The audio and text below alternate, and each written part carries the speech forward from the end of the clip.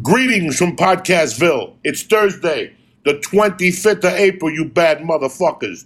The church is brought to you by ZipRecruiter. Hiring is challenging, but there's one place you can go where hiring is simple, fast, and smart. A place where growing businesses connect to qualified candidates.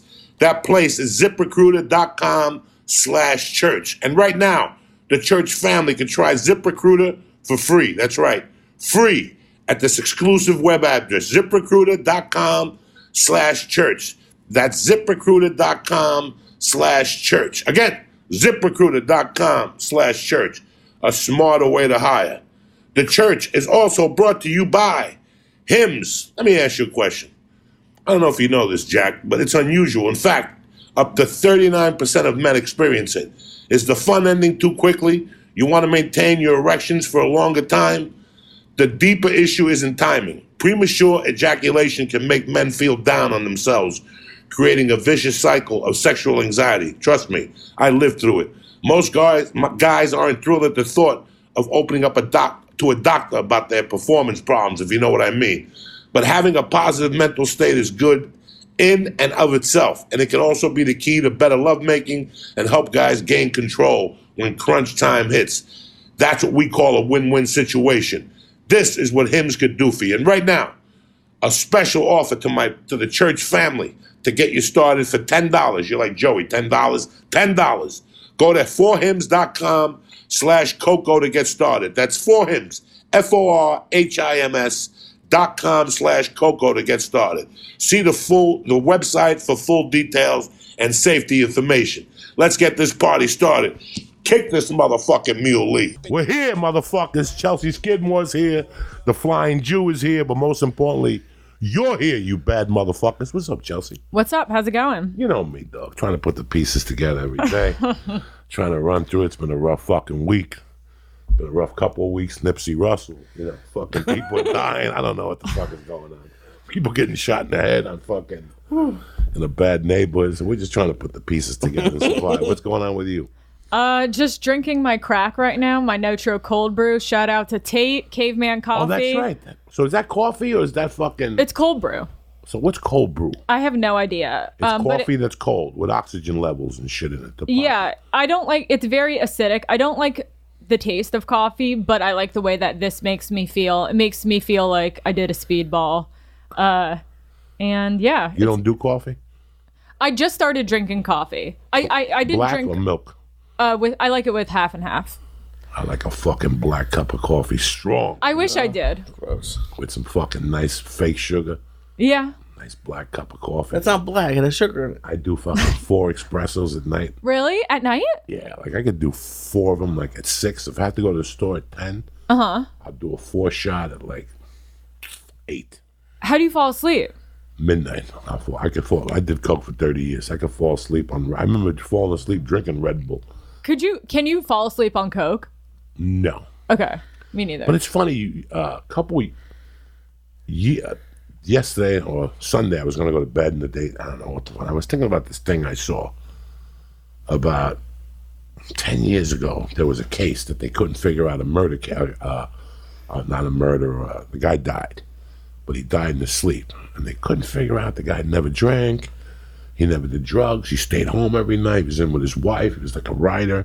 They couldn't figure out what he had done. And at the autopsy, they looked at his nose, and he had been addicted to coke for years. But what his thing was, he would do coke to go to sleep. I knew people that would do a line of coke to go up, because what goes up must come down. So they would do a little line of coke before they went to sleep, and they would keep them up for 20, and then the crash on one little line, they would ride that wave into sleep. I don't know how people could do it. That's what this guy was doing. That's fucking crazy. After they interviewed his wife was like 60. And she was like, it was funny. He would come up every night and then go into his own private bathroom and be in there for like 5 minutes. So after the autopsy came back, they went into the bathroom and they found fucking mirrors, an ounce and a half of coke. He was just an old fucking coker that figured out he wouldn't do it in the daytime. He'd just do a line at night and then go to bed. Well, you know, people, so there's like two different types of people. Like people who are addicted to coke, like they get high from coke and they're awake, and then there's people who do pills, and the people who like pills, they go up too.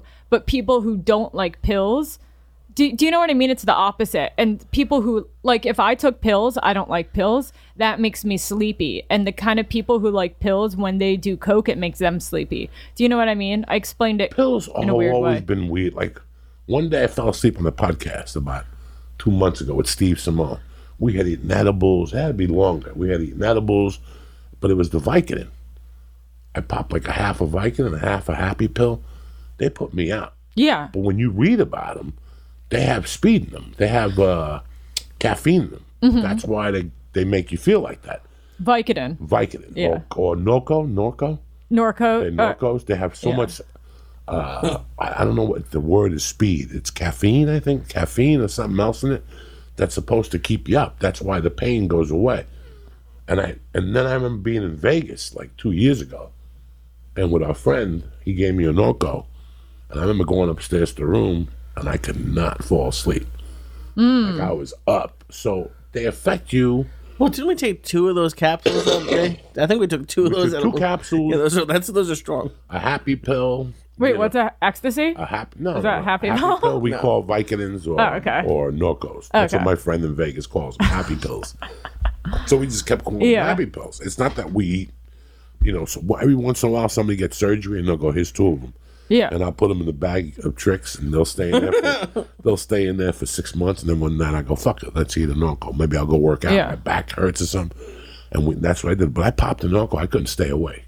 But for most people, they pop a Norco and it reverses them. I don't know much about. Yeah, pills make me tired and coke makes me awake. I can't sleep on coke. I'm sober now, but how long have you been sober for now? I'll have 3 years next month.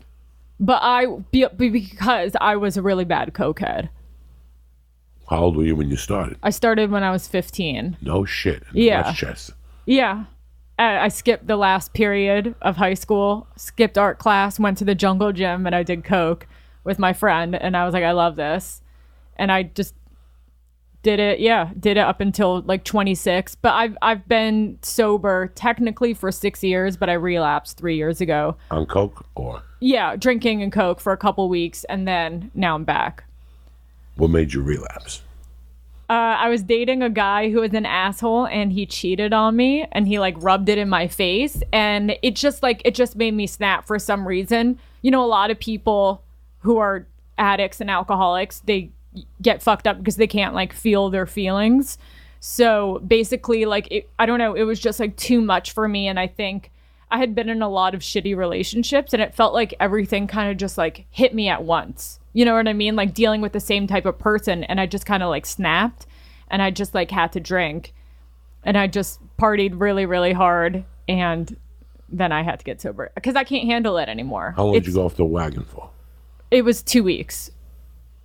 What were you thinking throughout those 2 weeks? I was out of my mind. And I'm so glad I didn't go to the store, because I've never been to the store fucked up. Because, when I started going there, I was sober. But I stayed away on my relapse because I was like, I know I'm just going to get high and like say weird shit to people, But I know I was like texting like comics, like, I love your special, like high on coke, just like that person. That was bad. Eric Griffin. Just like texting him at all hours, just being crazy. It's a weird fucking drug. Mm-hmm. I can never imagine me relapsed on coke again. It's been 11 years. Oh, really? I can't even imagine. Like, people have done it in front of me, and it doesn't even spark a hair, or I just can't imagine. I can't imagine. It's my favorite thing. It was mine also. Yeah. Like, I couldn't focus. And I still have. It's been 11 years. But the anxiety I get at night was the same anxiety I was getting from when it was time to do coke. Mm-hmm. Like, as soon as it would come into my mind, like, you'd have to shit. 7:55. Yeah, 7:55. I was off and running. Like, I couldn't even think. I would call him and go over and pick it up, and it would be in my pocket. That would put me at peace. Not that I was doing it. I know exactly what you mean. If I had it in my pocket, it's the security. The spirit is rested. Now all I have to do is go to the store and do my spot. If I could get away with my spot And then on the way off, right off the original room, I would go right into that bathroom. There would not even be a hesitation. There would be, hey, meet me in the bar. No. I would go, hold on, I got to pee real bad. And I'd go right into that bathroom, and that was my boom, boom, boom, 4 bumps. Go to the bar, get a fucking Jack and Coke, and then I wouldn't get fucked up down there. Like, once I do the Jack and Coke, it was time to go home. I'll finish getting fucked up. Like, I didn't like getting fucked up. I think in all the years I was down there snorting Coke, I think I stayed to drink maybe 5 times in those 7, 8 years. Like maybe 5 times I stayed at night, and you got to see everybody else coked up, and people got to see you coked up. But I had an incident up there earlier where I found out people are watching you up there. Yeah. So you got to be really careful up there. So I knew not to fuck around. Do you get hung like? I'm not. I have other issues, but drugs have never been my thing. On strong edibles, I'll feel a little bit hungover the next day. But if you're doing coke all night, how do you feel the next day? And then how many nights a week are you doing it?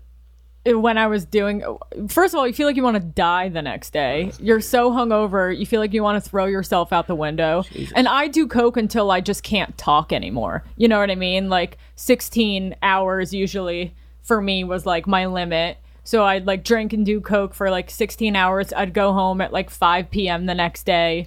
You know, sun's still out, trying to get a cab in the city. No cabs are stopping because it's always rush hour by the time I'm finished. And you just feel like you're like fucking dying. The worst is having to take the subway home after a night of doing coke all night when you're coming down. I have like the worst come down, like trying to find my way home stories. And then you're just like dying. And then you take like 2 Xanax bars to fall asleep. And then you wake up and you do the whole thing over again the next day. So I was doing it like 5 days a week. I was like a really big party girl in New York. It was like a club person. And so you would commute every night, or you lived in the city? I lived in the city. Okay. I went to college in Hawaii at a high school, and then I transferred to the city, and I went to Pace downtown. Did you really? Yeah. So you went to the University of Hawaii first? Yeah, for 3 years. It was cool, but I was bored after the first year. You went down there to get away from this shit? It was the only school I got into. I was not good at school. I smoked weed, and I didn't care about school. I got an 880 on my SATs. What major? Communications. Okay. Which means I spent a ton of money for nothing. You're a good waiter. Yeah. You'll be a fucking broke waiter. Yeah. I mean, there were some fun classes in college, but I don't think I needed it. When did you decide on stand-up? I had always wanted to do stand-up. It just took me a long time to do it because I was scared, and I first did it when I was 18, but I really didn't start more seriously until like 6 years ago about. And you started in New York, you were saying earlier. Yeah, I was doing some mics in New York and LA, and then I moved to LA that year, so. What made you move out here? I wanted to do the Groundlings.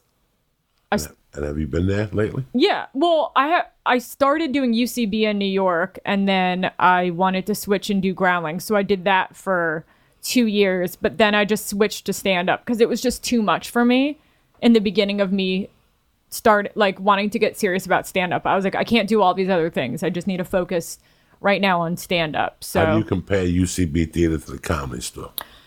Well, I did UCB in New York. I didn't do UCB out here. But my experience was that everyone is supportive of each other. Not that everyone is not with stand-up, but I do think with improv, everyone's clapping all the time after you finish, and everyone wants you to do better, and they all help each other. And I do think obviously is like that in stand-up, but I also think your friends laugh at you when you bomb in the back. You know what I mean? So there's a little, and you're also on your own when you do stand-up. You're not working with other people. I personally like to be doing stand-up better. I like to, be on my own and not have to rely on someone else on stage with me and, just do that. It's funny because when I got here, I thought about going to one of those places, just going just to see. And then somebody, I think it was Paul Mooney, was like, "You're crazy. Don't go down there with those people. Those people are whacked up with the education you're getting here." But I always believed in the more broader you were, the better you'd be at stand-up. Just if you just go touch it. And then Improv Olympic opened up around the corner from me where I lived in Hollywood. And I took a few classes in there. And I think midway through the second class, I'm like, I'm not coming here no more. Like, I had just gonna fuck this. Because they used to have a stand-up show at Improv Olympic. This is going back 2006, 2005, 2004. And I kid you not, guys. They had an improv. Improv Olympic was an improv school on Hollywood and Cahuenga down the corner. Mm-hmm. They used to be an improv school. But on Friday nights, somebody talked them into doing stand-up at 11 o'clock. And I got to tell you something. I've been to the store, I've been to the Laugh Factory, and I've been to the Ice House and the improv in Hollywood all those years. And I saw industry nights, what they called industry nights. I had never seen so many agents like I did that night at the Improv Olympic. And I don't know what they were there to see. Yeah. Like, there was nothing outrageous there. And I remember walking in, they're like, you're not like number 8. And when I went up, it was like, thank God, a fucking stand-up. Like, people were clapping. Like, they thought I was a magician. They thought like I was like Jesus. Yeah. You know, when I walked off, I'm like, what the fuck is going on here? And when I stayed to watch, it was like improv kids trying to do stand-up, which I have nothing against nobody. But it was just a god-awful show. Right. And I'm like, why are all these fucking agents here? And it made sense. That's where they go. They can't be at the Improv watching fucking real comedy or the Comedy Store. They got to come here to watch these kids. And at the Improv Olympic, I noticed there was a lot of rich kids that go there with a dream. They don't work. They don't do nothing. They just come here. They watch Saturday Night Live. And I think they tell their parents, like, listen, we want to give it a shot in Hollywood. And the parents will go, okay, you got a year on the credit card, but if you don't make it, then you got to come back and work at the fruit stand or something. It was a lot of those type of guys. Like, they would always go, I got 6 months to make something happen. And you're like, I've been here for fucking 9 years. Nothing's happened. Yeah. How's it going to happen? What the fuck are you looking for in 6 months? So I always had a weird way of looking at those places. I think that the more classes you took in your head, the better you got at something. But I don't really agree with that. I think the more you get on stage, the more you learn. Like, every time you get on stage, you should walk off the stage with something. Like, I made a mistake there. I'll keep that in mind. I made a mistake there. It's like when you go work at a deli the first time. You don't get good until you cut 4 of your fucking fingers off. You know, until you get stitches one time on that slicer and shit and all that. You don't. It's the same thing with comedy. It's. You could study it and read about it all you fucking want, and you could watch stand up all the fuck you want. But it's one of those things that you have to get on stage constantly. Absolutely. What do you think? Because something that I've noticed since I started is that improv and stand-up are very, like, it doesn't seem like they're connected, but I've done 18 shows where they do improv based off of your material. Yeah. Or I've had improv people come to open mics, and it seems very different. Because... Well, there is improv and stand-up. Right. There's people who could go up there and just wing it. Like, I could go up there and wing it if you like. If you want me to go up there and wing it, I'll go up there and wing it every night. Right. What you're going to get is if I do 6 sets, 3 of them are going to be fucking superb, and the other 3 are going to go, I'm never going to, they'll rip the ticket up and never go watch stand-up again. Okay. So I could go up there and improv with the best of them. I go up there fresh off the cuff and talk about all the shit we do here. Like, when we're talking, I say all that shit and the craziness. Right. I can go up there, and I'll tell you, if I do 6 of those sets, 3 of them will be tremendous, but the other 3 will be so fucking bad that you'll never want to see stand-up again. So I can't take that chance anymore. Right. When I first started, I learned how to improvise when I first started in Boulder, I tried to be Louis L'Amour. We all try to be writers, but I realized that I couldn't write 5 minutes every fucking Tuesday. Like, no matter, I could write 3 minutes from Tuesday to Tuesday, but 5 or 7 minutes unless I improvised. And then the guy would always tell me, do 10. I can't fucking do 10 minutes up front that I had to write. These are the same. The reason why I had to do new material every week is because it's the same people. It was the same people who came to this comedy thing. It was mooches who came. They would pay $14.95 for prime rib and a bowl of shrimp and all that shit, and then they get a comedy ticket. So when you walked up on stage, you had to get them out of the steak. Like, they were there to eat the steak. They weren't there for you. They were there for $14.95 for the steak. So I would have to go up there first, and I bombed for so long that in my mind, if I just made them lift their head from the steak, that was an applause for me. So I had to give them new material, but I shortly, after about 6 or 7 months, I realized, you know what? Fuck this material shit. I'm just going to come up here and fuck with them. So for 18 months, I did great as a stand-up. I relied on my improv skills, which I've been improvising all my life. But when it comes to the nitty-gritty, that improvising didn't come back to me. There's times I got like a set list of 40 minutes, and you go on stage at the 20-minute mark, you improvise for 10, and you're like, oh, shit. That I could pull off. But there still has to be, the foundation still has to be there. I just can't go out. And in New York, when you start in New York, you pick up a bad habit, and that's talking to people. That's a bad habit. You mean crowd work? Yeah. Really? In New York, everybody does crowd work. Oh. And that's where I really got into that bad habit. I call groundwork, crowd work, like when you get a rebound, and instead of putting it back up, you dribble the ball, and then you go up. Now you got 5 guys on you. When you dribble the ball, it's a magnet. The ball is a magnet. So if you put it down, 5, and it's a hard habit to break. Getting a rebound, instead of grabbing it and putting it back up, getting a rebound, that's what talking to the audience is. Because when you come to LA, you can't talk to the audience. First time an agent goes to see you, and you start fucking around with the audience, they'll walk right out. Right. They'll walk. That's when you can see an amateur LA guy and a professional LA guy. When people move to town from other, like Texas, it's chatty. A lot of comics that work Texas, they're chatty.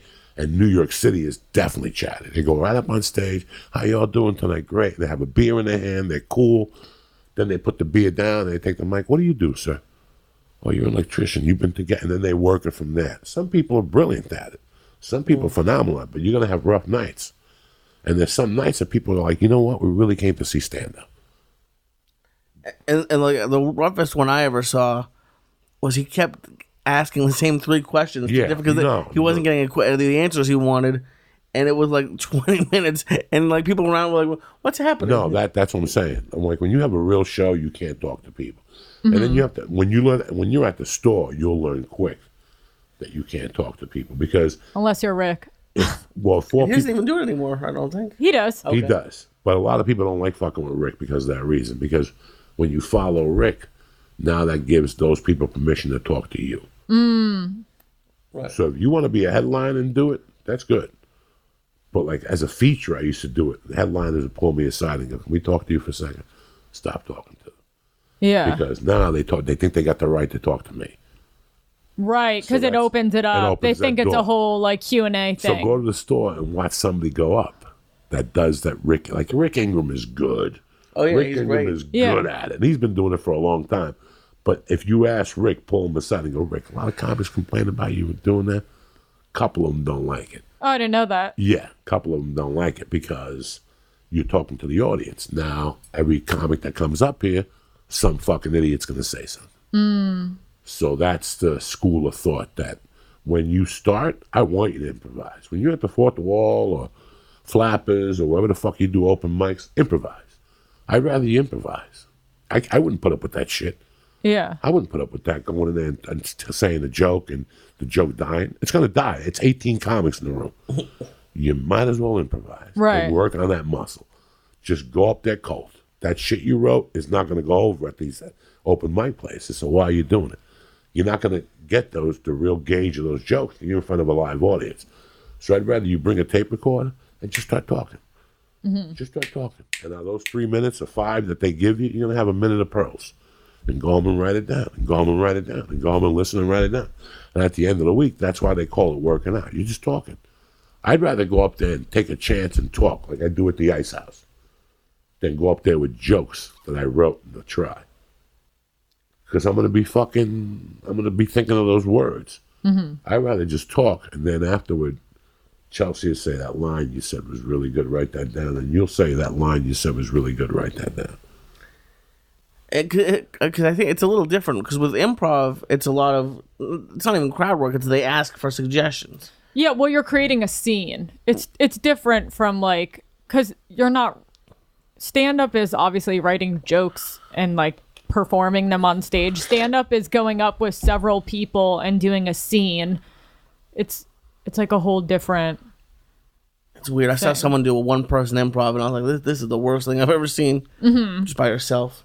It's UCB and Groundlings has great shows, though. You know, there's a lot of really talented people up there for sure. Well, there's a lot of people who like. Is that the way to go? If you were going to move here as an actor and like, I want to be the next movie star. Mm-hmm. Like, it seems like a lot of the comedic actors come from those places.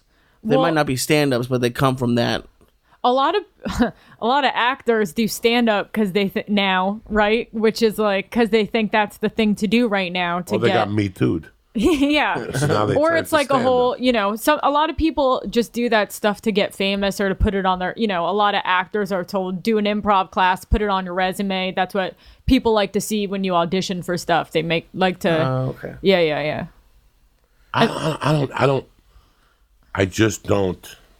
Like, I think I look back now at the 22 years I've been in town and all the fucking scams I thought about doing, like in LA, like all the stupid shit. Because they're all scams.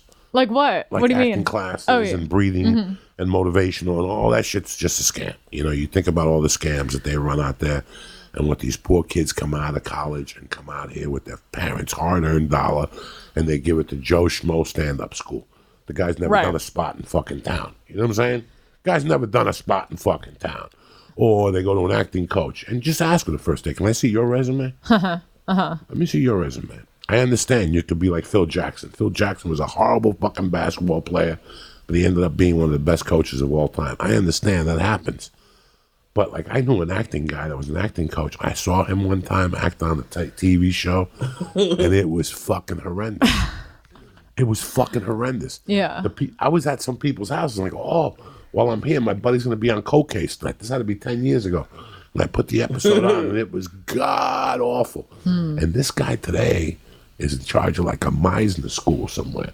Oh, really? Like, like he's the director of the school, and I'm like, who would give that fucking mutt money? I mean, he's a nice guy. Yeah, he's a nice guy, but what can he teach you? Right. He's booked 2 guest stars in 30 years. I got a fucking pet monkey that could book 2 guest spots in 2 years. You know, if you go on 100 auditions, you're gonna book something. Yeah. Right. In 20 fucking years, I've never. Even my wife did acting for a year, and she booked fucking a national something with a billboard. So if you stay in town long enough and you audition, you'll get something. Somebody will fucking hire you because, you know, commercials, all you need is to fog up the bottom of the glass. There's no real talent in booking a fucking commercial.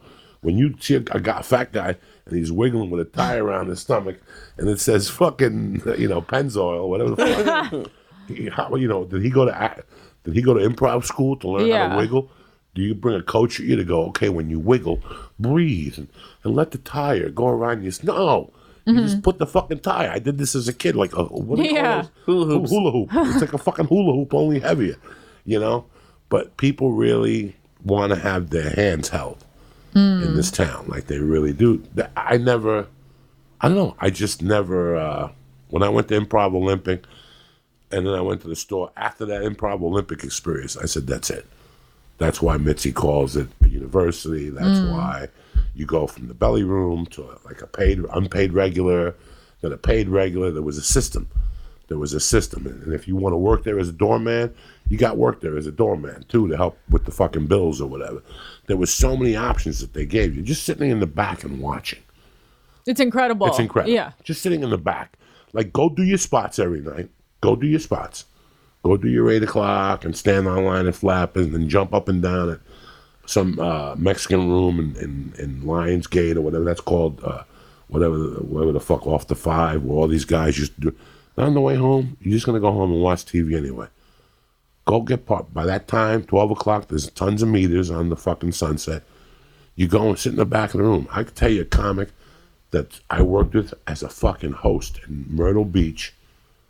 And he told me when he was hosting, he goes, I'm moving to L.A. You're at the store? And I go, yeah, come by and say hello. When you say it to somebody, you're like, what are his chances of coming by and saying hello? Well, that motherfucker came by and said hello like a month later. And then you're like, what the fuck are you doing here? And guess what? Yeah. He never came to me and asked me for nothing. He'd go, can you get me a seat inside?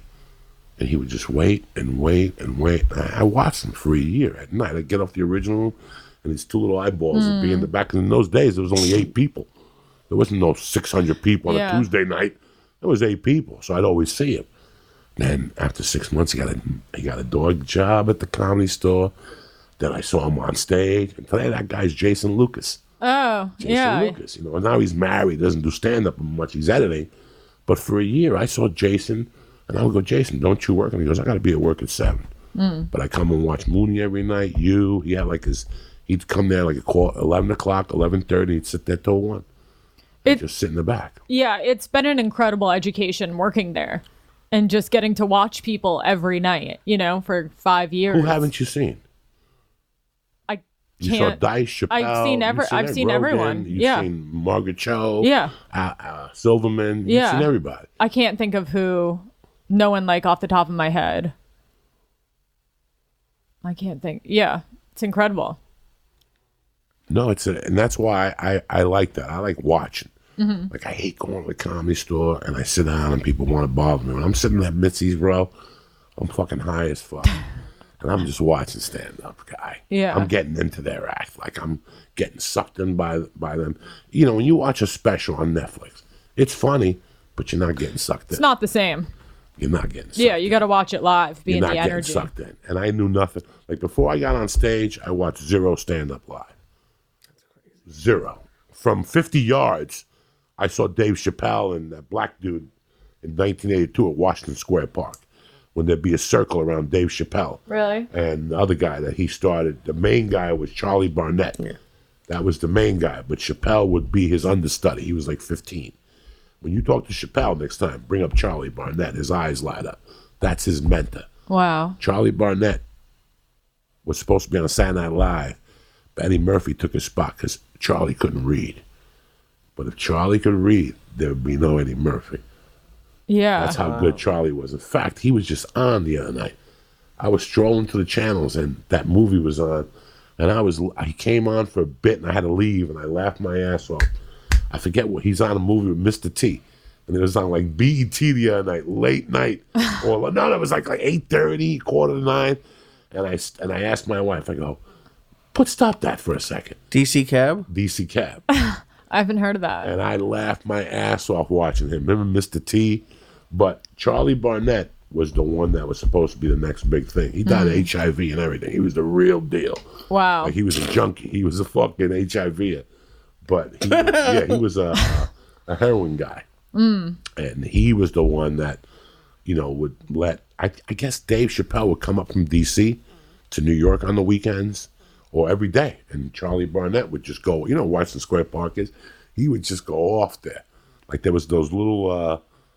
arches? The arches, right by the arches there. You know that there's dead bodies buried under Washington Square Park? It used to be... Did you know that? No. Yeah, it used to be like a cemetery.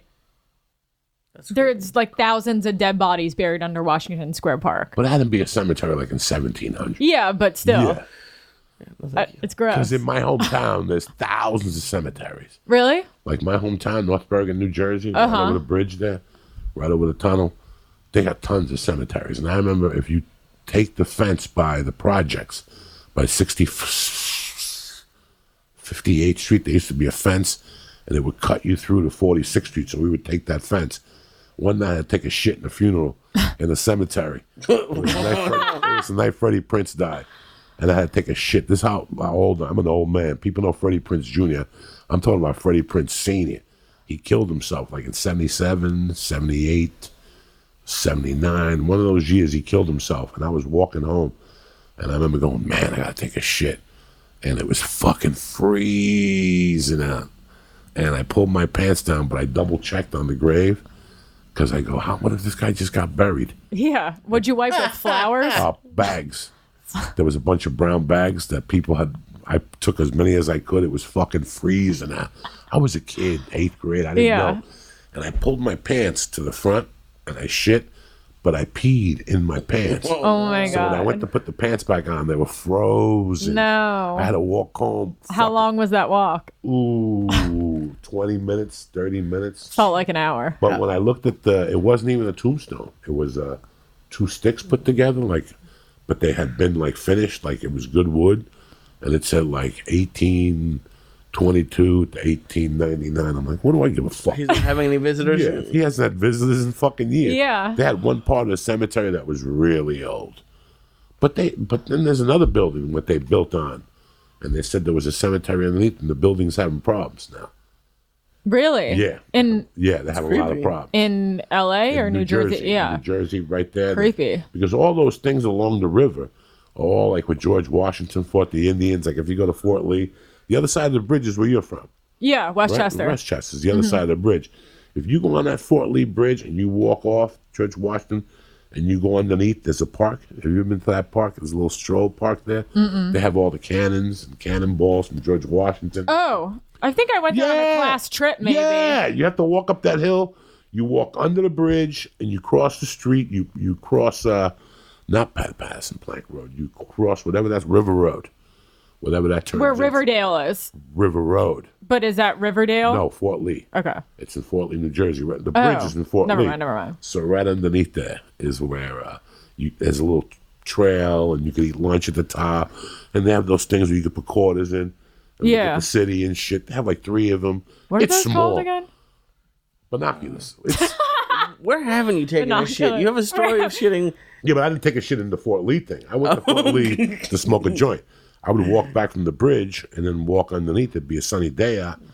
And you could go up there, roll a joint, and just smoke and look at the New York skyline. Where's the weirdest place you took a shit? I haven't. I don't think I've shit outside. I don't believe that. I almost shit. I came close once in a John's grocery store.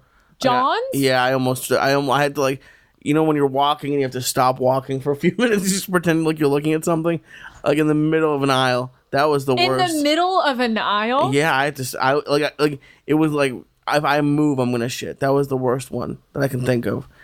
But when I was a kid, I had a bedwetting problem, so I wet beds. I never did. All the time.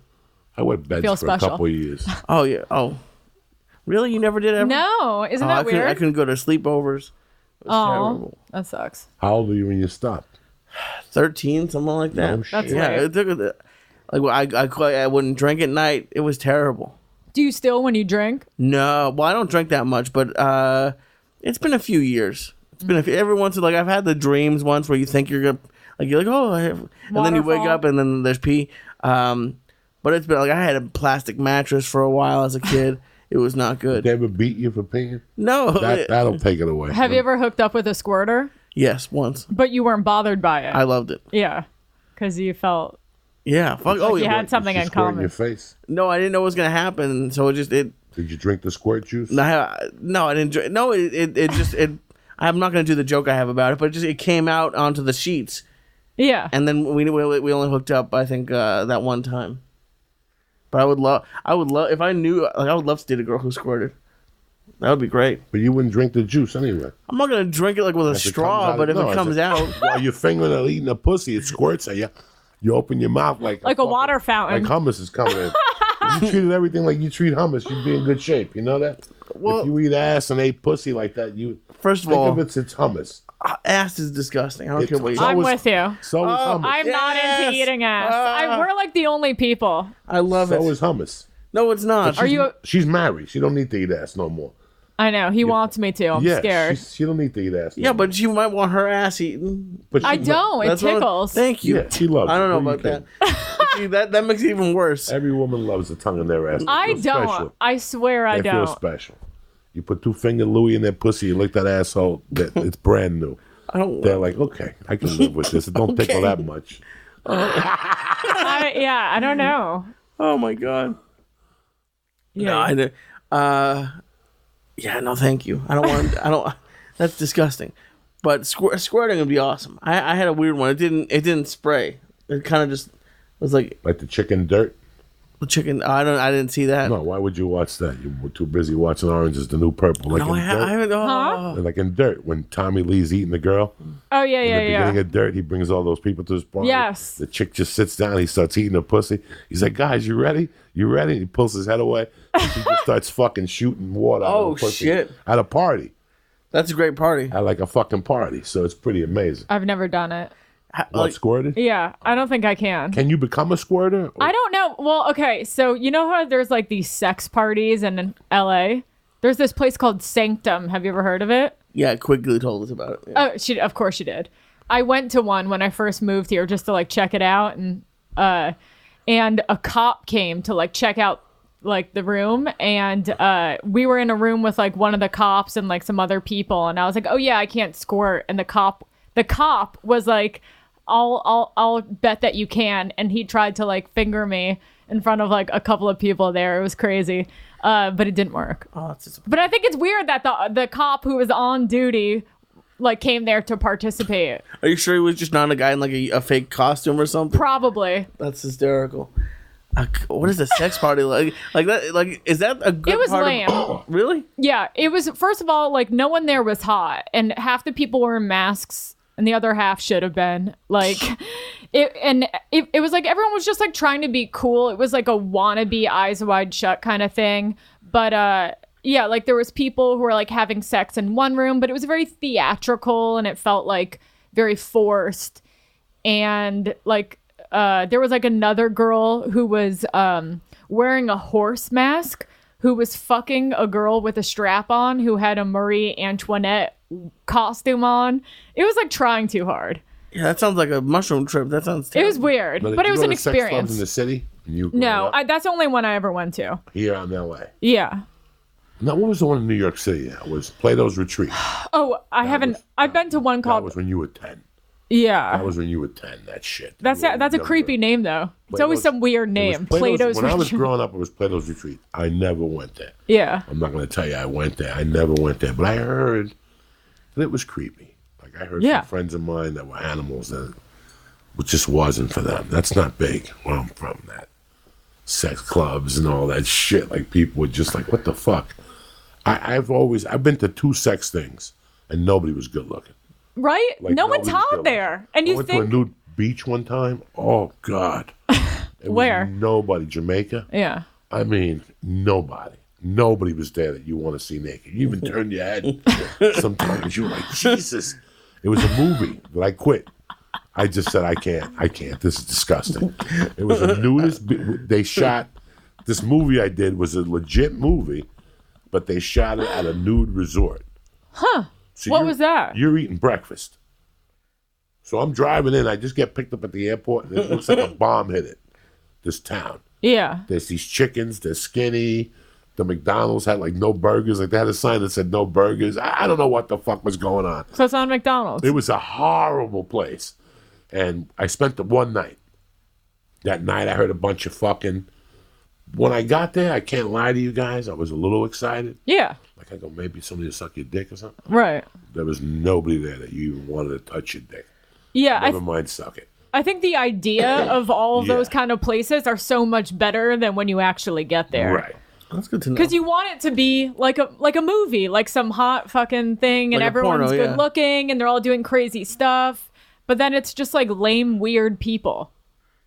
Yeah, I guess you already have. If you're good looking, you're already having sex. Josh Wolf had a bar in Seattle, Lobo Loco, and that's how. I gotta show you something. Remind me to tell you. I gotta show you something. So, Josh Wolf had a bar that he ran. It was called Lobo Loco, and on Wednesday nights they had pervert night or whatever. Fetish night. Okay, yeah. Like pervert night. And he would pay me $50 to stand outside and check IDs and shit. And I would never go downstairs. Like the bar was the bar, and this was downstairs. And one night there was somebody, and I went downstairs, and it was horrid. What did you see? I saw a chick that had to be 25 pounds heavier than I am right now, with a pierced clit, like a clit pierced, like fucking, it was like an inch roller. And I mean, nobody, I'm not trying to be rude or mean. I'm just trying to be honest. Nobody, you ever watch Dice's first special? No. When he goes, I'm looking at her by the wall. She's holding it up. Nobody's ever thought of fucking her.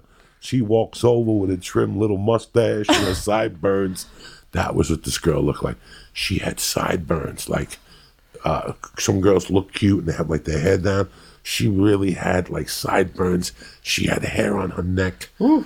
Her pussy looked like it had been shot with a fucking cannonball. It was huge.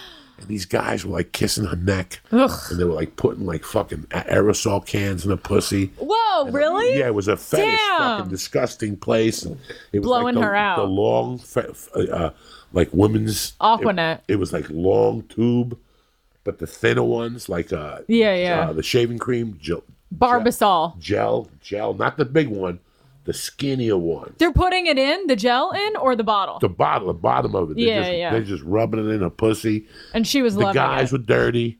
The chick was filthy. Her feet, they had her on top of a pool table. It's like they walked her from fucking Oregon to Seattle.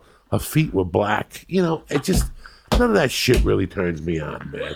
I could see a girl that's pretty with dirty feet. That's kind of cute. She flip-flops on all day. Yeah. You're eating her pussy. I know exactly what you're talking about. The heels are a little dirty. Yeah. This chick's feet were just dirty. Yeah. And all these white guys were around her sucking her flappy tits like she had a kid somewhere in her life. Oh, my God. It was God. just terrible. Yeah. And then me, Tripoli, Jason Tebow at the store. Some night, a guy came in one night and he offered us a bunch of money to shoot Girls Gone Wild. Only it was something different. It was like Girls Go Fucking Crazy. Yeah. I think it was me, Tripoli, Tebow, Duncan, and we had to go somewhere in the hills. They wouldn't let us take our phones.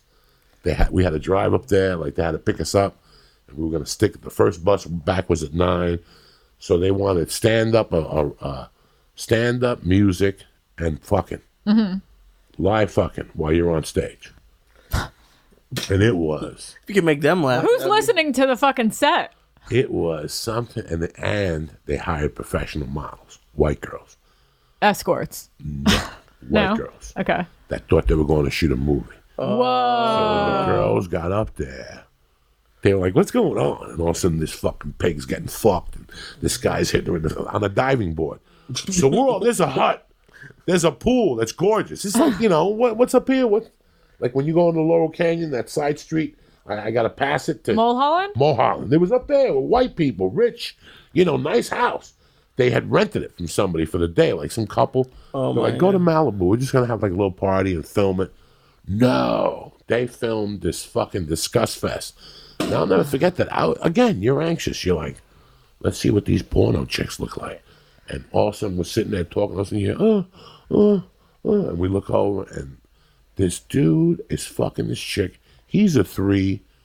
She's a 6. Yeah. She's not a 10, but she's a 6. But do you want me to tell you what the creepiest thing was? Her husband was 3 feet from her. Yeah, I don't like that. And he's like going, fuck her good. Put it in her fucking mouth. You, come here.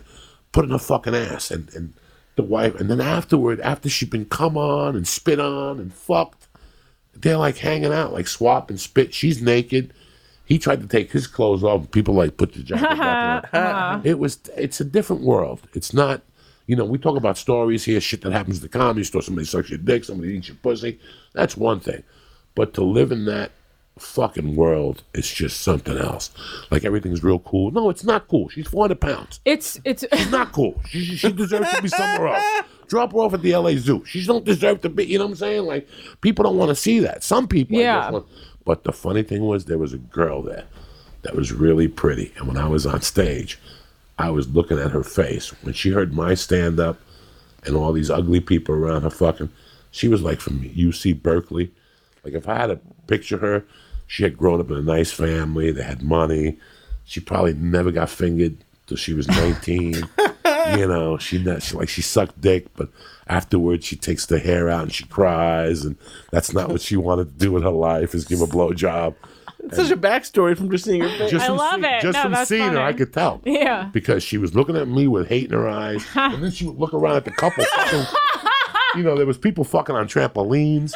Whoa. By 6, 7, that's hard. By 6 or 7 o'clock, there was probably 6 or 7 couples fucking. I'm not saying that I'm Mel Gibson or some looking. Nobody did you want, like, you look over and watch them fucking go, oh, God. Like, it was just disgusting. So you did stand up in the daytime and there were people fucking? We did a set to open up the show. Then, like, a band came for a while and people were fucking during the band. And we had like a 3-hour breather. And then we had to do our show like at 7. Oh, my God. And then after that, we were free the whole night. They gave us 20 joints apiece. They gave us like $1,000 a piece. Damn. But it wasn't worth it. Like, what I saw will stay with me forever. Yeah. It was just disgusting. Like, I don't know. I'm crazy and buck wild, but that was really never one of my worlds. I went to a party at Sasha Grey. You know Sasha Grey? I know the name. She used to be a pretty big porn star. And I went to a party at her house in the hills, and there was just like 10 of us, 15 of us. And it was a couple porn stars and some like dudes from Italy, and it was chill. And then one of the girls who was one of the porn stars, they had like a homemade Sybian machine. Jesus. Which is, you know, like a motorized like dildo that just like goes like that. And then they convinced one of the girls to just get on the floor at the party. It was just like everyone was normal until, you know, they brought out the machine and then they all couldn't handle it. And then she was just like getting fucked in front of all of us at the party. And then they turned on the strobe light and it was just weird. Especially with like 10 people. That's even like... It was weird. And I don't know. And her boyfriend was there too. And he was just like... That I actually just got hit up on Tinder by a woman in her profile says I'm married, like, but I'm polyamorous. I'm like, I don't. That means she wants to have you over with her husband. Probably. No, I'm not. I would never go with her husband. Like that's what I'm worried about. Yeah, it's like I don't want a husband to get mad and like find out where I live. He probably wants to watch. That sounds disgusting. That'd be nice. Watch Lee doing his thing with his little red face. I'm not gonna eat her ass. He would go eat her ass, and you go, no, I can't. I don't want to. I don't want to. Yeah. No. You know, I love you because of your stand-up. You know, I love that you're a hustler. That night at the store, you got me in a lot of trouble. When I put you up, when I was hosting that night, all really? the girls got mad at me. Are you talking about potluck? Yeah. Yeah. I only did it once. That's ridiculous. That was the worst night of my life. Those girls aren't funny. Sorry. I'm not naming names, but... They were just... There's one of them that still to this day won't talk to me from that. Yeah, those girls are crazy, and they're not like comics. You know what I mean? It was crazy. Like the back in the old time, you know, Mitzi told you. Like I would just blame it on Mitzi. Yeah. No, like Mitzi said, no, this is who she wants, and they would go fuck. You know, that night was like, hey, you got to put a girl up. I go, I'm putting girls up. And then when I started putting girls up, guys got mad at me. Hey, you're putting too many girls up. Really? Yeah, and then it was like. I'm like, whoa. Am I running this fucking thing? Who's running this thing? And there were just names coming out everywhere. No. You can't put him up. You got to put her up. You know what? I don't want none of this bullshit. Potluck is crazy. Potluck is crazy. For those of you who don't know, potluck is every Monday night. Used to be Sundays too at the store. And that's when all the employees and friends and family go up to, you know, like 40 comics. But there's always people that are hovering over the host. And like people always get mad. Every time, like I've hosted 3 times, I think. There's always someone who's going to be mad at you. You just have to ignore it and fucking enjoy your night. And, you know. One thing I like about you, I like that you're married. I like that you're beautiful. Thank you. I like that you're funny. You have all this stuff for you. But then you have some edge to you. I do. Like, you're the real fucking deal. Like, you go through a rough patch in your life. And you help people out. And you're very sweet. And I've heard that about you, like, more than once. Like, really? They're like, bro, she's the real deal. Have you heard about it? I'm like, no. Nobody tells me nothing. I've had a crazy life. And then you were talking about the coke, so now it's all, because I never thought you even did drugs. I've never seen you in a negative light whatsoever. Like, you know, you've always been smiley. You know, then I knew you were dating Randolph for a while, and I'm like, that's the best looking couple I've ever seen. I even told my wife. Thank you. Yeah. You know, there's a couple at the store, the best looking couple I've ever seen in my fucking life. She's like, who is he? And then I saw you guys online. I go, oh, she's working with me. I'll show it to you. Then you posted something. She goes, she is pretty. Like, wait till you see a fucking husband. He's better looking than she is. We were dying. I go, you know, because I know your husband from 2 jiu-jitsu schools. I know, yeah. He said that you guys used to, what is it called? Roll. Scrap? I don't know. Scrap, roll. Yeah, called? your husband's a great guy. Yeah. When did you get crazy? How old were you? I've been crazy my whole life. I was always like very hyper. I started drinking when I was 10. Were you, any brothers, any sisters? I had an older brother, 2 years older than me, but I don't know. I just like was like a crazy kid. I was always very wild. I always got in trouble at school. I was always in the principal's office, like starting in 2nd grade. Like, you know how Santa Claus visits the school and you have an assembly for Christmas? When I got on his lap, I pulled his beard off and I screamed to everybody, he's fake, he's fake. Because I wanted to ruin Christmas. Like, I was crazy from the start, from elementary school. What did your parents think? I was just always going to the principal's office and they were disappointed in me. So then I was like, okay, well, I'm a bad kid. So I'm going to keep being a bad kid. This is what I am.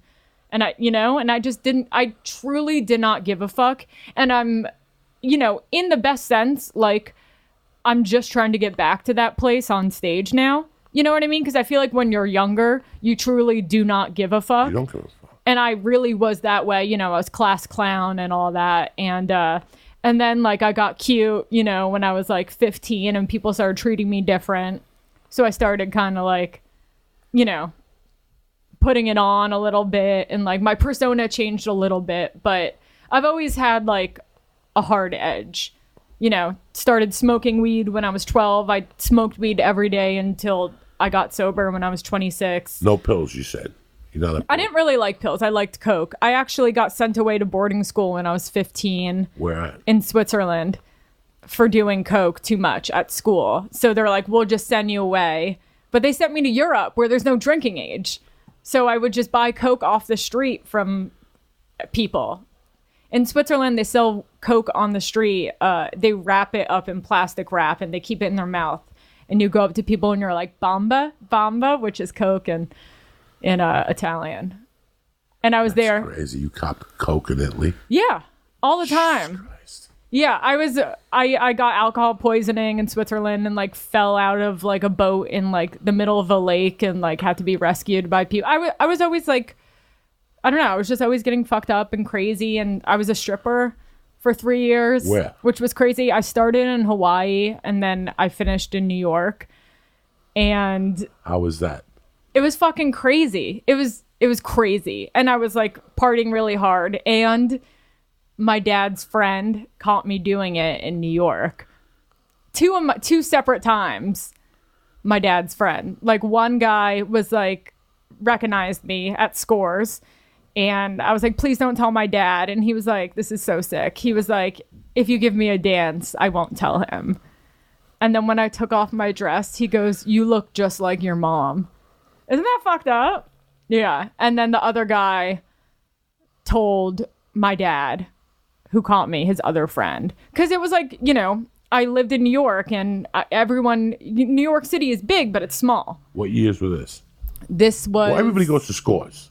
Yeah. Except me. I've never been to Scores. Oh, really? I've never been to Scores. Yeah, now they have Scores West. That was on Scores West. The old one used to be on the Upper East Side, where all the mafia shit was going on. And then I think Mayor Giuliani shut that down for a while. And yeah, they shut it down completely. They moved it to the west side. And then what opened up in that place was Sapphires on the east side. Little Scores history. But it's crazy that I did that, because people hear that today and they're like, really? You did that? Yeah, I don't see it either. Yeah, but I'm a completely different person today. But I definitely... How are you completely different than when you were 21?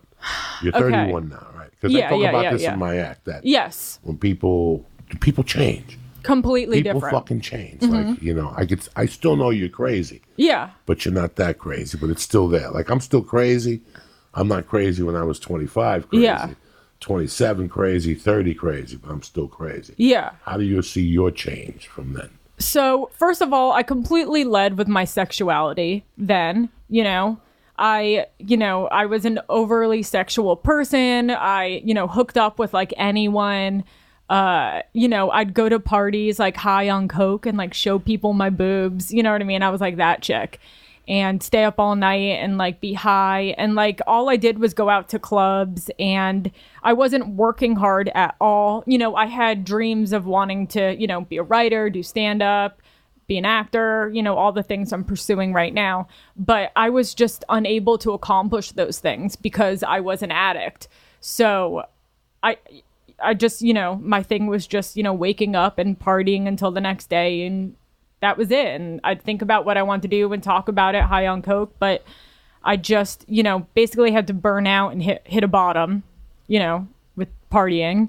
And then once I was able to get sober, was I able to start focusing on the things that I feel like I was put on this earth to do, my dreams in life. And, I had no ambitions when I was getting fucked up. I mean, I had things I wanted to do. I had dreams, but I was getting fucked up. It was impossible. Like, I was doing that. So, I'm a very hard worker today. I don't lead with sexuality. I mean, when I first moved here, I did the dumbest. Like, I used to do like all those. You ever see these girls who do these photo shoots on Instagram? Like, they want to like just like these slutty photo shoots. Like, Yeah. The big thing, like, it's a whole thing. They go to the gym and they do squats, but it's just like literally the camera's just on their ass. And yeah, it's like I'm like, I wanted to do comedy when I moved out here, but my friend was like, oh, if you do photo shoots with guys, guys who have cameras, photographers, and then they like, you post the pictures, like you'll get followers. And I was like, oh, okay. So I thought I was taking these funny, sexy photos, but it's like, that's not how you fucking do, that's not how you do comedy. You have to get on stage and write jokes. But it's like you're doing all these other things thinking that's how you're going to get ahead. You just have to sit down and do the work and not be a fucking asshole. So, I mean, it's like a complete 180. I had to grow up and grow out of all these things. Well, I mean, there's a lot of guys who I think listen to the show. Yeah. And they might say, oh, it's a good problem to have, but like, what is it like being a pretty girl? Is there just so much stuff being thrown at you, and like, is it hard to almost like say, okay, let me actually do the work? Yeah. Well, to be honest, okay, so my whole life, I was kind of like just a person who like smoked weed. I was like a tomboy growing up. But then when I got hot when I was 15 and people started treating me differently, I started acting differently. So I'd say from like 15 to like 25, like I was acting like a dumb slut. And I can look back on that and say that, and I'm disappointed in myself, but whatever. It is what it is. I have the awareness. I've changed as a person. I'm not like that. It's all good. I've been through lots of different phases in my life. But basically, like, you just act like you're entitled. You're used to getting free shit. And you think you can do whatever, act however. Like, exactly what guys say. That girl is hot. She thinks she fucking can get everything for free. Yeah, because she knows she can. Yeah, she can. And I rode that, and, and I was just like a party girl. And I don't think that... I think it's the way that you carry yourself. If you don't carry if you have self-worth and self-respect, people aren't going to treat you like that. So I had to build my self-worth and self-esteem and, self-respect for myself, and stop dressing like a hoe and posting crazy photos if I want to be seen as a comic, and work hard and, not flirt with fucking people for shit, and just do the work and not expect anything. And that's like where I've, that's the huge change I've made in my life, and and that makes me happy to work for things. I don't want to fucking get handed things. What was rock bottom? I'd say, well, when I was... How old were you when you think you hit rock bottom? What was your... Well, I'd say with getting sober, I was 25, 26. Did you go to rehab? I didn't, and I wish I did, but my parents didn't fucking send me. And I'd be like, please send me. And they're like, no, just go to AA or, 12-step programs. So that's what I did. I just started going to 12-step programs. Was it hard at first to get sober? How many times did you try and fail? Like 20? A bunch. Yeah, I relapsed a bunch in the beginning because it's like I didn't know you could not smoke weed and be sober. Right. Or like you can't take Xanax. So I had to keep restarting my sober date. But my life started really changing, and it's like you're giving, for someone who's like an addict, you're giving yourself a chance to finally live, because you're not like living in reality when you're getting fucked, for me at least, when I'm getting fucked up all the time. So, being sober is like a completely different, I'm like in the world sort of thing. But yeah, bottom was I was just doing way too much coke. If I had a sip of alcohol, I had to have coke. You know what I mean? The second that alcohol like hits your body, I had that chemical that gets created. Do you know what I'm talking about? Yeah. So I had to have coke, and basically I was just doing too much of it, and I felt myself physically breaking down from it. Like my heart would be racing a lot. I was going to the hospital a lot, having to get my heart rate lowered. And I was like, I just can't do it anymore. And then the bottom with all that other shit was just like, it just, you do stuff until it just doesn't work anymore. And then you're like, what the fuck am I doing with my life? This is not the life I was meant to live. I want these other things. I have to make a change. Now, what did your dad say when your friend went to him? So bad. I feel so bad. He texted... No, this is the shit. No, I know. I know. No, totally. he texted me and said, "You just broke my heart." I told him, "Please don't tell my dad." And then I get a text at 4 a.m. that says, "You just broke my heart." And I just, I went out and did coke all night. That's what I do. You know what I mean? Yeah. But, in sobriety, I made an amends to him. In 12-step programs, you have to make amends to people. And I sat across from him in a room and I said, "I'm sorry for being a stripper and for putting you through all that stuff." And, it was actually like a really nice moment. When you make amends to people, some people... is. You don't know how people are going to react. And the people who you don't think it's going to be a big deal to, it's always like the people who appreciate it the most. And then you realize, oh, I put these people through so much shit. And now it's like a living amends to, I talked to my dad on the phone the other day and he said, me and your mom were so proud of your work ethic. You work so hard. And like, that's the person I am today. And they the daughter I was supposed to be for them kind of thing. It seemed like a phase you went through and then snapped out of it. Yeah, I went through a lot of phases. It's so weird. When I got out of prison, I was clean. Mm-hmm. And I joke around on the podcast and shit. But I really gave it a go. I'm not going to lie to anybody. I gave it like a 10-day go. Yeah. And you had to go to the groups in the halfway house the first week. You weren't allowed to leave until you had... meetings for jobs and shit like that. And the only other thing you could leave for is for meetings. So I got hip to that. And I started going to meetings. And I would go to meetings to lie to myself. I'm not going to lie to anybody. I would just go to meetings and sit there and daydream and say, look at these fucking idiots. But I remember after the first week, somebody hugged me at a meeting. And I started hugging people. And for the first time in a long time, I felt good. And I remember us naturally... Anytime somebody was good, we had to make it bad. Like as a cokehead, you got to make it bad. Like when something is good, can't be. Like we got to ruin this shit. Hey Joey, we really like what you did today. Ah, fuck that.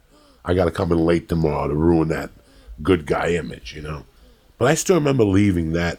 Like I had gone to like 4 meetings in a week, like 4 days straight, and it was because I had to take a bus to North Boulder and take a bus back to North Boulder. And I would see my girlfriend, or I would stop and see one of my friends, and I knew the routes. But I remember like after 4 meetings that Sunday, walking outside and going, that feels really good. I'm really doing something good with my life. But you know how that goes. Yeah. Then I was snorting and going to the meetings. Right. Like I wasn't snorting and going to the meetings. I wasn't that disrespectful. I would go to meetings to have an excuse to get high. And then on the way back from the meeting, I would get high, and I feel really bad saying that today, but it's the truth.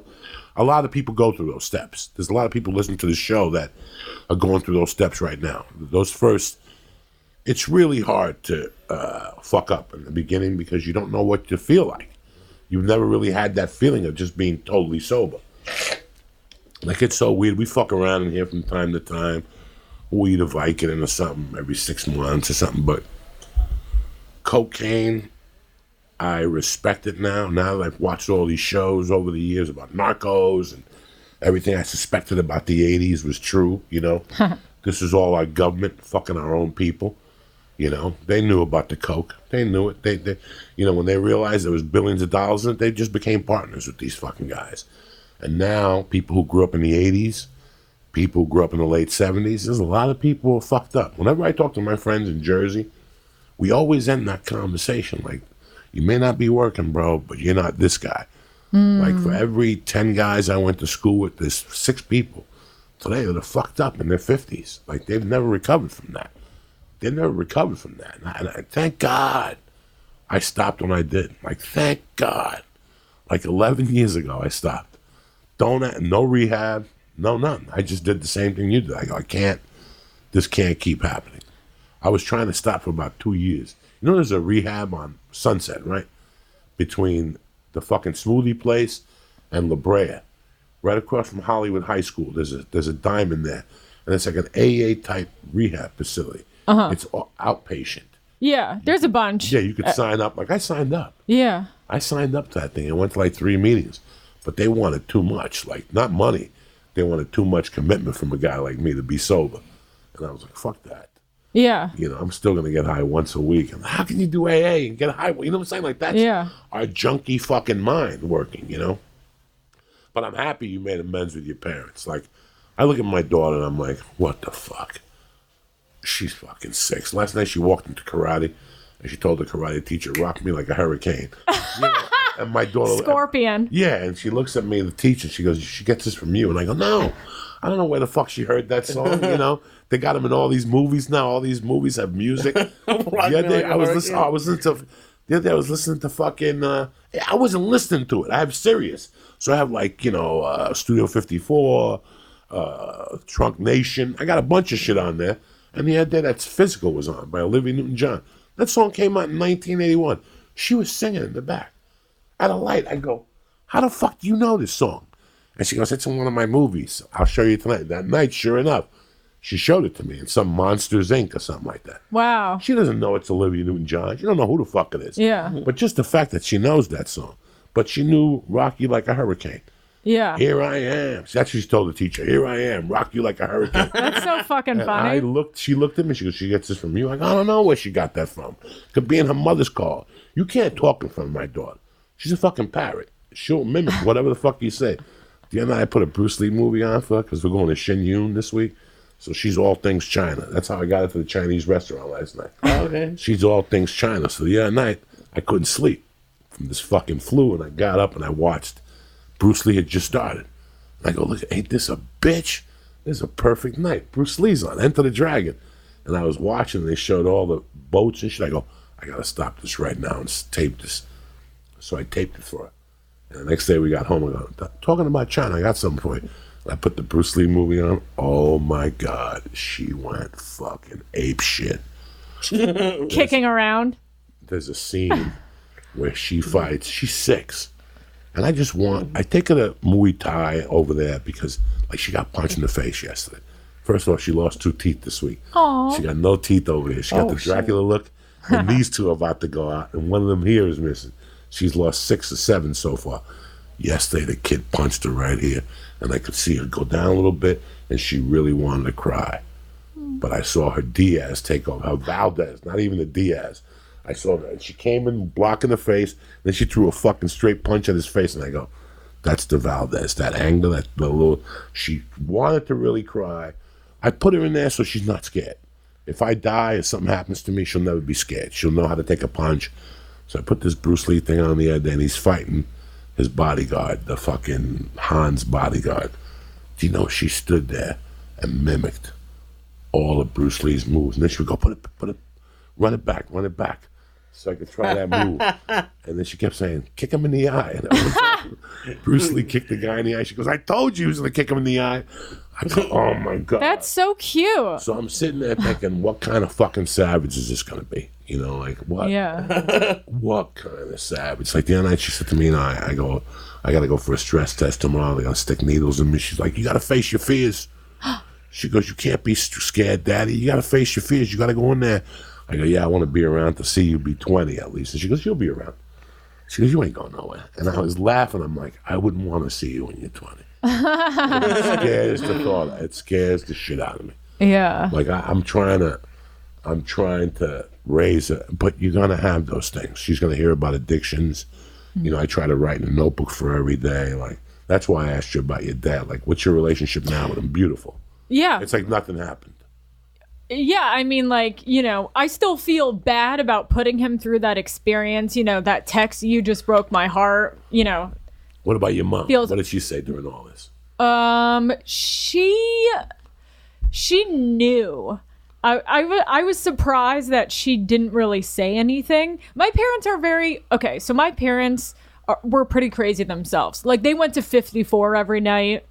My dad loves Quaaludes. Like, I have so many funny videos of him. What's your dad do for a living? He worked in fashion. Right now, he's kind of retired. He's 70, so he just kind of chills. But he worked in fashion for a long time. He was a buyer. My mom was a model when they met.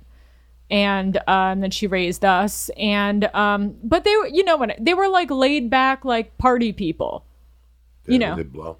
they never told me that they did, but I thought they did. 54, you had no choice. I know. Choice. Yeah, I know that my dad loved Quaaludes, though. He talks about them all the time. Yeah, they're the best drug ever fucking made. Yeah, Obviously never did them. I hear sometimes people say you can get them from Mexico, but I'm sure it's not like the real thing, or if it's even possible. I don't I understand think they have the them in chemistry. Mexico. I just don't know if they're the same thing as the Roars and what the Lemons had in them. That's Studio 54. Did you go there? I went there after the heyday. Okay. Like I got there in 84 or 83. It was on that big window, that real studio. Yeah, they went there Mick every Jagger, night. Like they parted the line for them, they say, when they went up to the door. It's funny. They have a podcast. I think I heard that. Studio 54, the Sirius channel, has a podcast on Sunday nights. And it's a 50-50 podcast. It's either really, really bad, something sheer, and the bartender from Studio 54. So it's the original guest list maker. Richie? No. Isn't there a guy? No, maybe. It's the original guest list. The chick was the one who made the guest list every night. Oh. And the guy was a bartender. And they interview people who went to Studio 54. And we used to do our podcast. We do our podcast a lot on Sundays. I don't know how many times I've sat outside for 10 minutes just howling. Or tears running down my face from a story that they told. Like there was this one couple. And they were dentists. She was a dentist and he was a dentist. And they had kids. And they told their story that they went to studio 5 nights a week. Yeah. Like that was what we did. No, we didn't go anywhere else. We didn't go to this place or this place. They would go to studio at 11 and stay till 5 and then come home, get the kids, bring them downstairs to the house. They lived with their mother, New Jersey. Yeah. It was like Brooklyn. It was like 2-story houses where you live upstairs and your parents live downstairs. They would just drop the kids off on the way down. So they would feed the kids, the whole thing. They would take a nap till 10. Yeah. They'd put the kids to sleep at 8, take a nap till 10, and at 10 o'clock get dressed. Go to studio till 5, go home, feed the kids. Then they would send the kids to school with the grandmother, and then they would both go to sleep till about 2 and go be dentists from 2 to 5. Damn. Hi? They never said. They never. Probably using but that it was nitrous. really interesting because they were talking about like people that had seen that. And she was saying that for years she was invited to sit with Liza Minnelli. And that one day after a couple of years, Liza Minnelli said, "By the way, what is it that you do?" She goes, "I'm a dentist." Liza Minnelli's like, "What the fuck are you talking about? I thought you were a PR." Because, she was telling the story about Bob Hope getting tied up. Bob Hope went. I don't know that. Like everybody went to Studio 54. Everybody went there just to look at it. Paul Castellano from the Gambinos. Everybody went to Studio 54 just to look at it. And they said one night Bob Hope came and the guy, the owner, said, "Go tie him up." Jesus. And a bunch of chicks took those strings and just started putting them Zip around. ties. Not zip ties, those, like, With balloons? like the strings that balloons, like Okay. think of like when there's a party, people throw that lace up, that fucking Confetti? type, when they ran around Silly. them, and they rolled around them. All these chicks just kept running around Bob Hope until his arms were pinned. And Bob wasn't doing blow or nothing. They said that's why they went. They goof on Bob, but they go, yeah, they had Bob on the dance floor. Like fucking Bob Hope. Like those stories about, there's a documentary now on Netflix. It's not bad. It didn't It's look not good. the best, I didn't want. but it's not bad. Yeah. It's not the best, but it's not bad. It's interesting at least to look at how they lived in those days. Like that was their life. Studio 54. They slept 4 hours a fucking night and they ran. They did Quaaludes. They did drugs. I can't even think about it. But they had different strokes with different fucking folks, man. There was this incredible place, club. It was very small, called Beatrice Inn in New York. Have you ever heard of that place? No. It was on Little West 12th and 4th in the West Village, and it was incredible. And I feel like it was more of like a modern day 54, and it was crazy. And it was only like celebrities and socialites, and everyone there did coke out in the open, and it was super, super crazy. What years were this? This was probably 2005 to like 2011, maybe.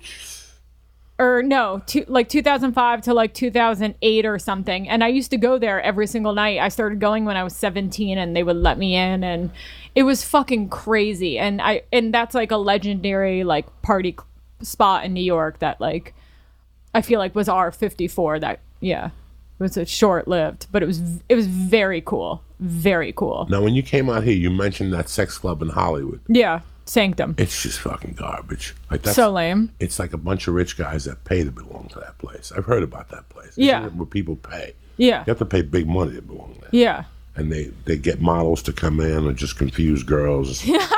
Yeah. I mean, I used to love like going to these crazy kind of parties as like a voyeur to just kind of check it out and be like, what the fuck is this? You know? I don't know.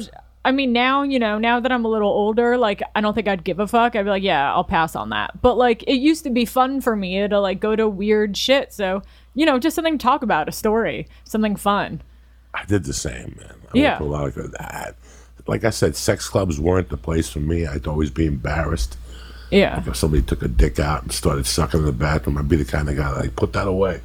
I was embarrassed or something, but I've been to all the other places. I just can't. I think Kate told me about that. 2 people have told me about that club. Yeah. It still goes on. It's supposed to be like the movie, the Eyes Wide Shut. Eyes Wide Shut, but I heard it's disgusting.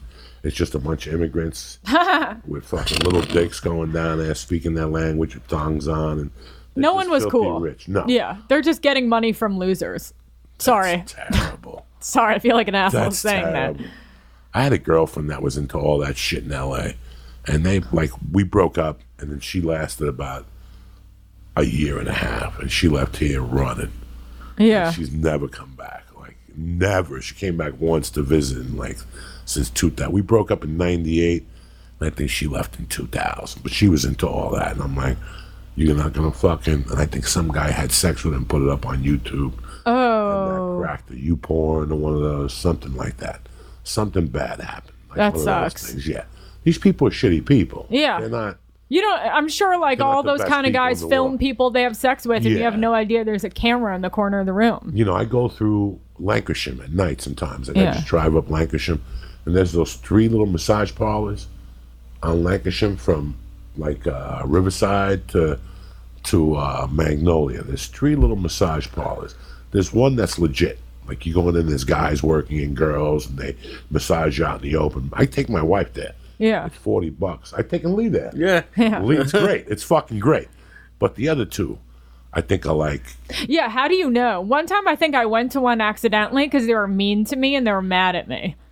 And I was like, Up okay. in the valley? No, this was in New York. But I think it was a happy ending place because when I went there, they were like annoyed that I was there. And then I was like, I want a massage. What? So they had to take me. And then she was like kind of like beating me. And I think she was just taking out her anger on me because I made her lose $70 that day. You know what I mean? And then I looked through the little hole and there was like baby oil and a rag. And I was like, I feel like this is like a jack off place. They all are. They're pretty. Not this. How do you place, know? I don't know. They used to have a website. Yeah, they have a website. Okay. Or there was an app. There's too. an app. Yeah. There's an app that tells you who'll suck your dick in the valley, who'll let you fuck him. Like Redman told us. Yeah. Of course he did. Rub Of course he maps, did. yeah. Redman says, is that what It it's used to be called? called Rub Rub Maps, Maps. yeah, but they don't even have like when I first started dating, I would go to Craigslist dating, like they used to have dating, but there's a new law, and because there's prostitution on Craigslist and all that stuff, they shut all those sites down. Dating or misconnections? Both. They shut all that down. Did you ever respond to a misconnection? No, I never had a misconnection, but I did have. It was in the day you never did it. Instant Messenger. It's like texting, but over online. AOL. So I met someone on there, and it was sort of like the guy and the girl thing. It was like I would message the girl, but the guy would be like, "Oh, like tell her this." And to me, and I was like 19. I was fresh into college, and like years later, I look back. I'm like, I was probably just messaging the guy. Like there was no way there was all a girl. Yeah. But like they were like, oh, we're gonna come and do like the threesome thing, and I was still a virgin. I was really excited. Like it was. And it never happened, but I was like, oh yeah, I'm just messaging the guy. There's no way there's a girl on the other end. Well, all these places, I just don't trust them. Well, I don't go to them, but what I'm saying is I really don't trust them because I guarantee, and I told Redman this like 2 years ago when he told me, I go, look for cameras. Yeah. I can't Well, look think at of- Robert Kraft. Is that what happened to Robert Kraft? Yeah, His camera? they had cameras. That's Yeah. Who is that again? the owner of the New Patriots. England. I don't like those. I don't. With all the celebrities and idiots in this town, that's what they're waiting for. They're waiting for you to go in there, get a hand job, them call you like a month later and go, we're going to give it to TMZ, and we'll fucking either give us $100,000 or we'll let people know you got a hand job at a Chinese place. Yeah. And that's why I don't trust none of these people. Like, I wouldn't go to one of those places. And if somebody came to me, I go, just rub your dick out yourself. For the fucking $50 or whatever you're going to pay, it's not worth getting humiliated like that. Like, I just think that's just humiliation. Yeah, you're done. Fucking hand job. So, I don't trust this. I don't trust Vegas. Anywhere where there's do-re-mi like that, like, people come, anybody. I mean, how many celebrities did you see at Scores? I actually don't remember seeing any. Really? That's weird, because a lot of those motherfuckers go to New York City and they go to all those creepy places. Yeah, it's all just like rich guys though. Everyone there is rich and, businessmen mostly. I don't remember seeing any celebrities that I can think of. And now you're married? Yeah, 7 months. Happy? Yeah. You look good. Thank you. You do a lot of comedy. Yeah. I see that either you and him go with Bobby Lee from time to time. Yes, like a marriage couple. Yeah, that was very fun. We got the double perfect. feature for him. It was super fun getting to go with him. He's a good dude, Bobby, huh? He's the best. And he's crazy. He's incredible. And he's crazy as fuck. He has the best stories, and he's so kind, and he's a really good person. Really generous, really extremely. Kind. You know, it's weird that you see him with his hair fucked up and the hats and everything. When it's just you and him, it's like the sweetest conversation you'll ever have with somebody. Totally. Like, I've known him for I don't know how long. He was a kid when I first met him. He was a kid at the store. Yeah. Just come up from San Diego, really big Korean eyes. He smelled like sandu, like some Korean dish on his neck. Yeah. He was just a sweetheart. Like, when I saw him that he takes you out and shit like that, I was fucking dying. Another thing that you had that I was really touched by. I never put it together. Fucking Brody did comedy at your wedding. Yes. That's hysterical. Let me tell you what Josh Wolf sent me the other day. Josh Wolf sent me the first list.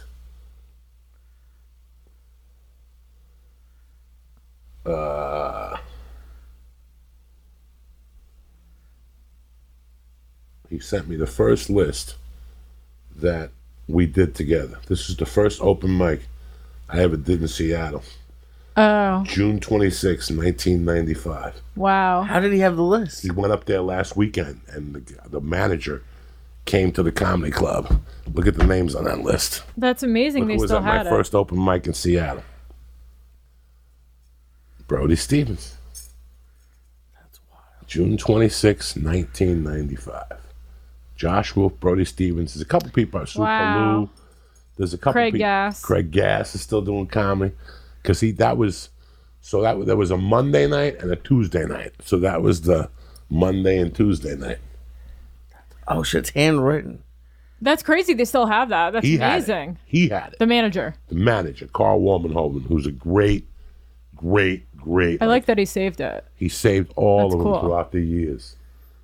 I like seeing those old lineups. People post those sometimes I still have all from back in I the still day. got They're my cool to Comedy see. Store ones. I have a folder at the bottom of my desk that's got to be thicker than this notebook. It's like 3 inches. Yeah. And it was so weird when you first become a regular at the store.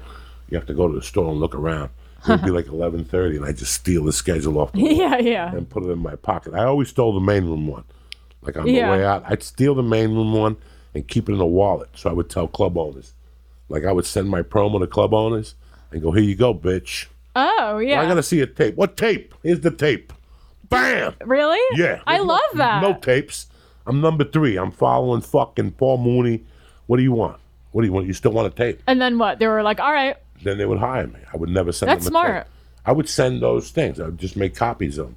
I'd go right upstairs to the Comedy Store, make 25 copies of them, and send them out with a headshot, a bio, and the dates I was looking for. Yeah, that's a good Bam, idea. Fuck them. Yeah.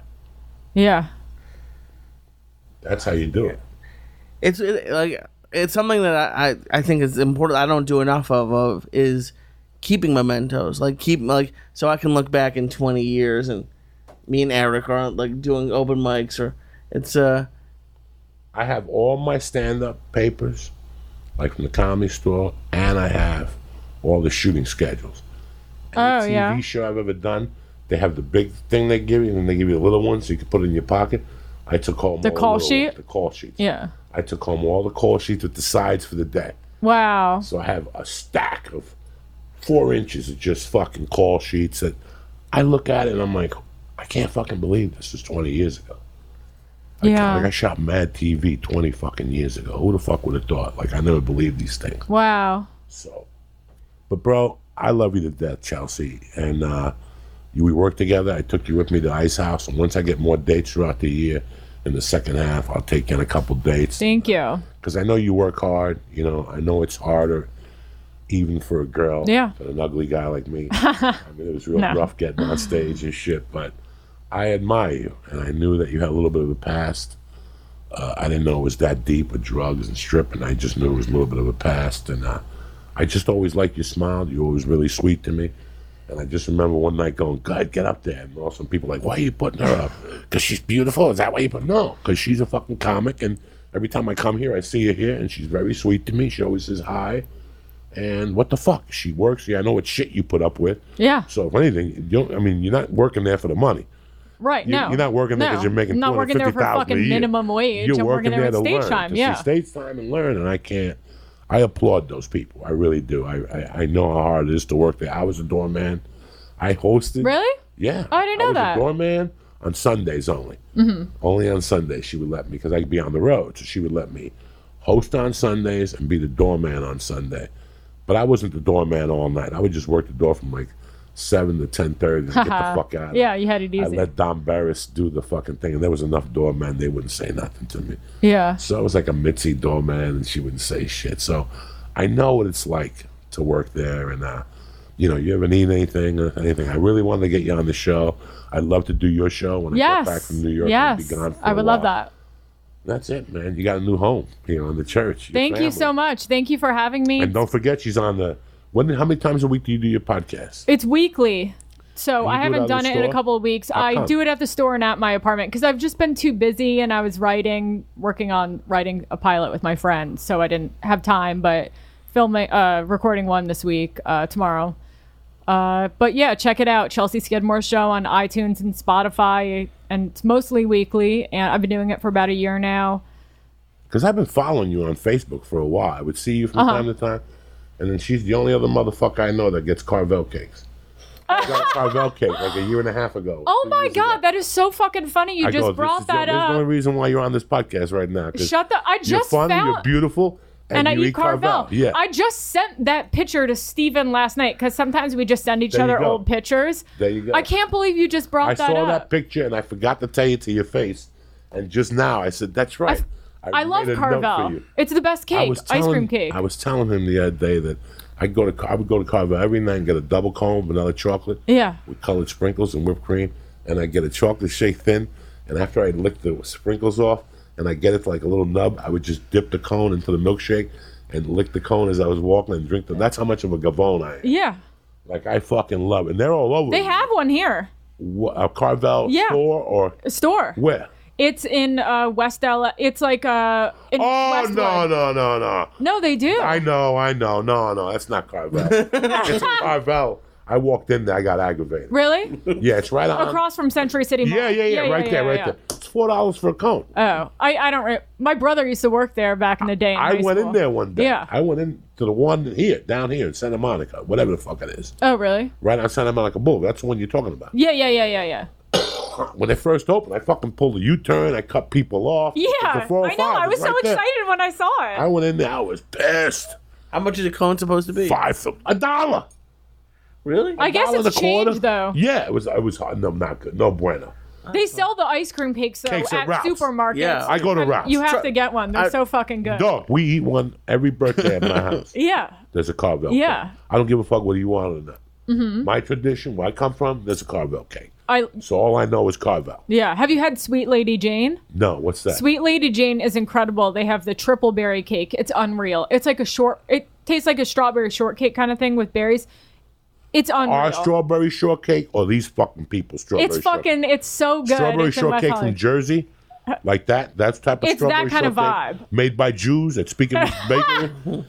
Not that, because I've had the strawberry shortcake these people out here call strawberry shortcake. That's not strawberry shortcake. It's that kind of a vibe. It's like a berry cake with cream and like it's a very famous cake. What's Fudgy the Whale? Because I've only had the original. What's Fudgy the Whale? What's inside of it? Fudgy the Whale. I don't know what that is. Fudgy the Whale is one of the cakes at Carvel. If you don't get the circle one, there's Pudgy the Whale, and it's just a blue whale. It's gross.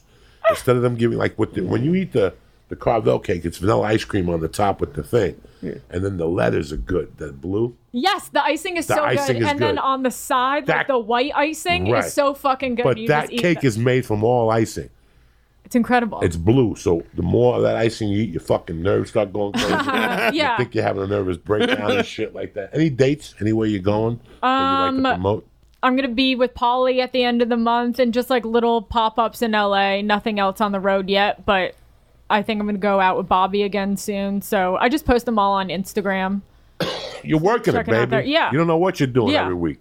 You might get a call next Thursday night. Fly up to fucking Milwaukee. That's the type of fucking animal you are. Yeah, I'm ready. That's good. We got one of those calls this week. You might have to be in Minneapolis. I love it. You might have to get one of those little fucking things. You see those kids? They go bird scooter. They go to the corner and put their credit card. I wonder how much it would cost you to take one of those scooters to Minneapolis. $8 million. Drop it It's off like $1 a minute. That one foot will be flatter than ever. Huh? That one right foot will be flatter than ever. I looked at driving there. It's too long. It's like a day and a half. That's perfect. You ain't got nothing to do for a day. You love sitting. But but the last show's on Sunday. You can do your taxes. Well, if you leave at fucking midnight, you'll be here by 6 o'clock. You'll be ready for the podcast. Not until Tuesday. No, you'll be here by fucking. If you leave Monday, 12 is lunchtime. 6 o'clock. No, it's 30 hours of driving. They said. Oh, 30 hours. Yeah. Yeah. You forget about it. You'll be here. Yeah, that's what I'm saying. You might as well take a plane. All right, I love you, motherfuckers. I got nothing on the books till June, bitch, till I get back. Besides that, I want to thank Chelsea Skidmore. Where can they find you? Instagram at Chelsea Skidmore. Twitter, XOXO Chelsea Sky. I love you. Say hello to your husband for me. Send him my love. He's a fucking gentleman. I want to thank you guys. I want to thank you for listening. I want to thank you for being part of the family. Do not forget to follow my girl, Chelsea Skidmore.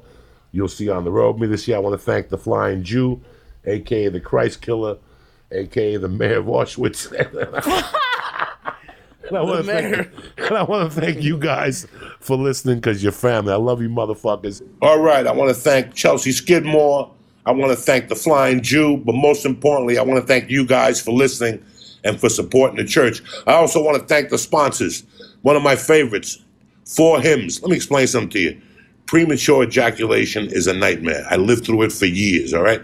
It can make you feel down on themselves, and it creates a vicious cycle of sexual anxiety. Most guys aren't thrilled at the thought of opening up to a doctor about their performance problems. They're really not. But having a positive mental state is good in and out of itself. And it could also be a key to better lovemaking and helps guys gain control when crunch time hits. That's what we call a win-win situation. Now, 39% of men experience this, all right? You want to maintain erections for longer. Now, do me a favor, all right? You're worried about your timing? Well, it's time you stop worrying and started lasting longer. Visit 4hims.com to get convenient and affordable treatment for your early arrivals, all right? They connect you to a doctor online who could evaluate you and help identify the right treatment for you. Best yet, it could be delivered right to your door in a discreet packaging. This means no more awkward in-person doctor appointments. You got to spill your guts, none of that stuff. So if you want to slow your roll, if you know what I mean, and make the good times last, go to 4hims.com. They got you covered. They got men covered, okay? And right now, the church family gets a special offer. I'll get you started on 4Hymns for $10. That's right, $10. Just go to 4hims.com/Coco to get started. That's 4Hymns, FORHIMS.com/Coco to get started. This is what you've been waiting for. See website for full details and safety information, okay? The church is also brought to you by one of my all-time favorites, ZipRecruiter. You know why? Hiring used to be hard. Multiple job sites, stacks of resumes, a confusing review process, but today, hiring can be easy, and you have the one place to get it done. You ready? Write this down, ZipRecruiter.com/church. That's ZipRecruiter.com/church. ZipRecruiter sends you a job to over 100 of the web's leading job boards, but they don't stop there. With their powerful matching technology, ZipRecruiter scans thousands of resumes to find the right people with the right experience and invites them to apply for your job. As applications comes in, ZipRecruiter analyzes each one and spotlights the top candidates so you never miss a great match. This is tremendous. ZipRecruiter is so effective that 4 out of 5 employees who post on ZipRecruiter get quality candidates through the site within the first day. You heard that right, within the first day. And right now, what ZipRecruiter is going to do, and what I'm going to do for you guys, the church family, is you can try ZipRecruiter for free, gratis. It's free, zero. ZipRecruiter.com/church. Again, that's ZipRecruiter.com/church. CHURCH. ZipRecruiter.com/church. ZipRecruiter, the smartest way to hire. I want to thank the ZipRecruiter. I want to thank Hims. I want to thank Chelsea. I want to thank the Flying Jew. I want to thank you guys for supporting me. I got no dates on the books. I'm in New York doing my thing. If you see me, say hello. And that's it, and that's that. We'll be back Monday morning. Tip-top Magoo, ready to rock your world. Again, thank you for listening. Lee, take this motherfucking meal, Savage.